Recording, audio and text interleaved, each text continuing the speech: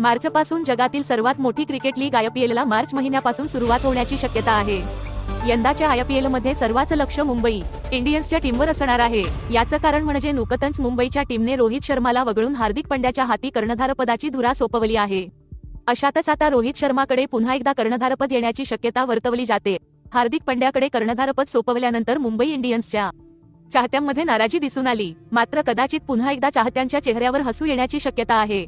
याचं कारण म्हणजे रोहित शर्माकडे पुन्हा एकदा कर्णधारपद येणार आहे। गेल्या 3 सीझनपासून मुंबई इंडियन्सने एकदाही आयपीएलची ट्रॉफी जिंकलेली नाही, यामुळे रोहित शर्माला यंदाच्या आयपीएल पूर्वीच कर्णधारपदावरून हटवण्यात आलं। यावेळी त्याच्या जागी हार्दिक पंड्याला कर्णधार बनवण्यात आलं आहे।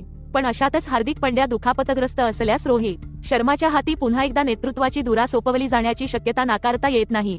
वर्ल्ड कप 2023 मध्ये भारत आणि बांगलादेश यांच्यात रंगलेल्या सामन्यात हार्दिकला दुखापत झाली होती। यावेळी हार्दिकच्या अँकलला दुखापत झाल्याने तो टीमच्या बाहेर गेला होता। हार्दिकच्या अँकलमधील एक लिगामेंट फाटल्याने त्याला पुन्हा खेळण्यासाठी कमबॅक करायला वेळ लागण्याची शक्यता आहे। याच कारणामुळे असा अंदाज लावण्यात येतोय की हार्दिक आयपीएलच्या सुरुवातीचे काही सामने मिस करू शकतो। जेव्हा मुंबई इंडियन्सने ट्रेडसाठी हार्दिकशी बोलणी केली, तेव्हा हार्दिकने मुंबई इंडियन्स समोर एक अट ठेवल्याचं समोर आलं होतं।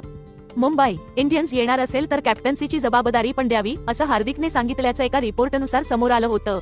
मुंबई इंडियन्सने यासाठी वेळ घेतला आणि रोहितशी संपर्क साधला। दरम्यान यावेळी रोहितने हार्दिकच्या कॅप्टन्सीखाली खेळण्यास मंजुरी दिल्यानंतर हार्दिक नेतृत्व करणार असल्याची घोषणा करण्यात आली।